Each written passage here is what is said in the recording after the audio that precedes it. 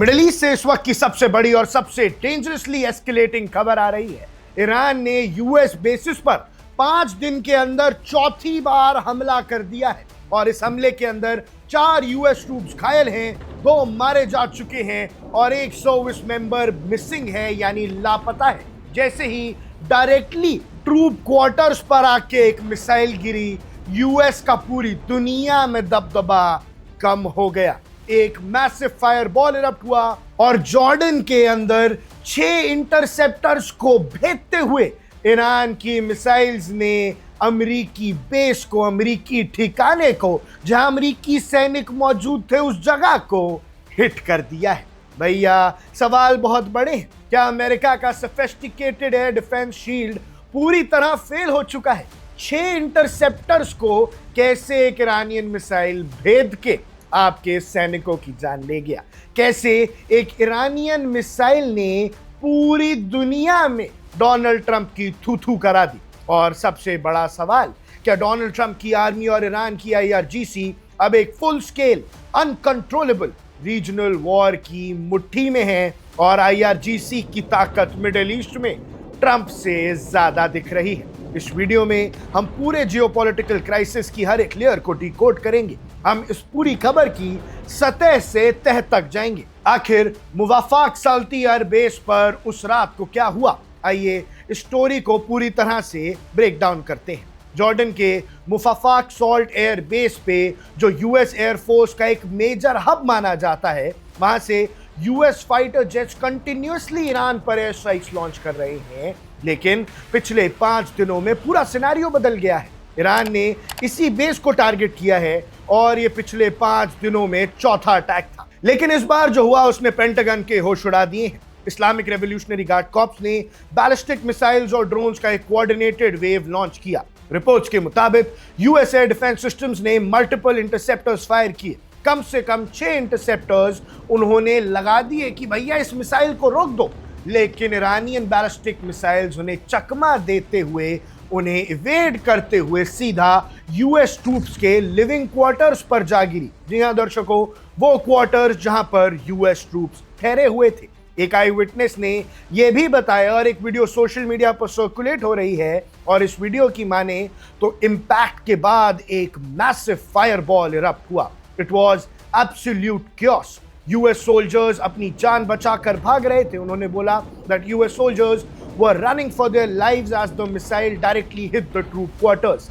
यानी भैया ऐसा हमला हुआ कि वहां अफरा तफरी मच गई। अपने क्वार्टर छोड़ यूएस सैनिक भाग रहे थे, अपनी जान बचा रहे थे। ये आंखों देखी बताई गई बात है। इस डेवास्टेटिंग अटैक में 4 यूएस ट्रूप्स तो बहुत बुरी तरह से घायल हुए हैं, जिन्हें अब वहां से इवैक्यूएट किया गया है। अमेरिकन सर्विस मेंबर्स की जान जा चुकी है और एक सोल्जर तो अभी भी लापता है। ये मार्क करता है पहली ऑफिशियल डेथ जो ईरान ने डायरेक्टली अपने हमले से की हो और यूएस ने उसे मान लिया हो। अब एक बड़ा टेक्निकल और स्ट्रैटेजिकल सवाल खड़ा होता है कि ईरानियन मिसाइल्स ने यूएस शील्ड को बेवकूफ कैसे बनाया? अमेरिका का एयर डिफेंस सिस्टम, चाहे वो पेट्रियट हो या बाकी सोफिस्टिकेटेड इंटरसेप्टर्स, उन्हें इम्पेनेट्रेबल माना जाता है, यानी उन्हें भेदा नहीं जा सकता। लेकिन एक्सपर्ट्स का कहना है कि आईआरजीसी ने यहां सैचुरेशन टैक्टिक का इस्तेमाल किया। एक साथ इतने सारे ड्रोन्स और लो फ्लाइंग क्रूज मिसाइल्स के साथ बैलिस्टिक मिसाइल्स फायर किए गए, यानी ड्रोन्स, क्रूज मिसाइल्स और बैलिस्टिक मिसाइल्स तीनों एक साथ फायर कर दिए। अब इसके बाद क्या हुआ? एयर डिफेंस रेडार्स ओवरलोड हो गए।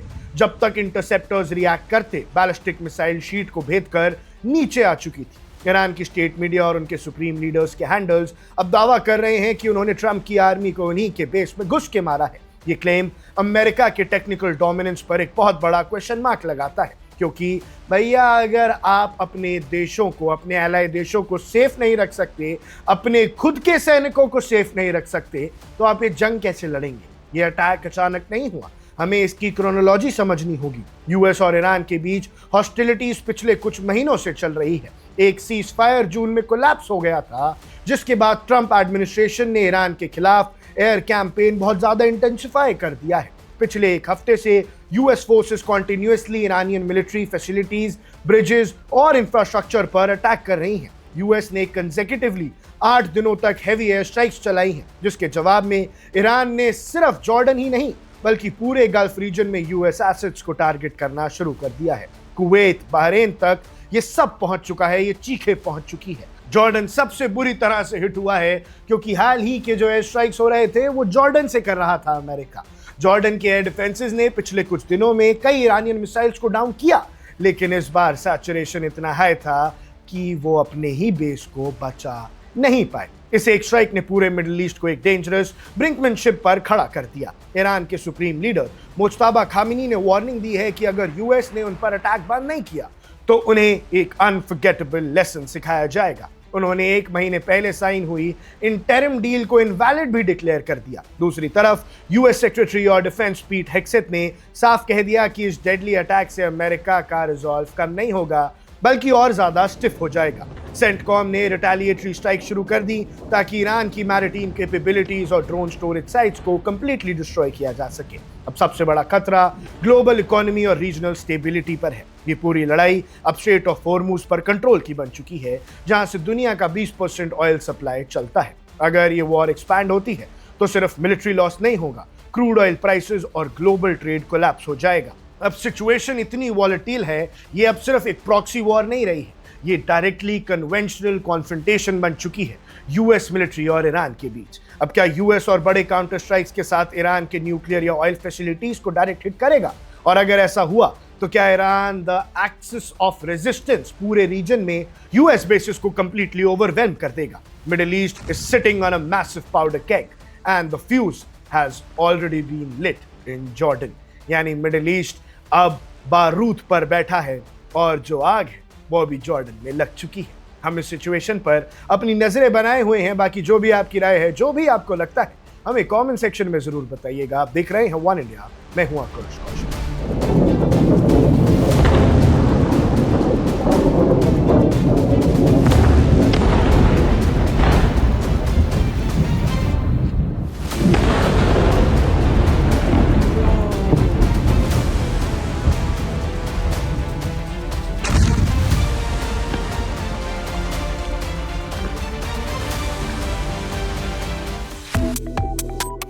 Subscribe to One India and never miss an update. Download the One India app now.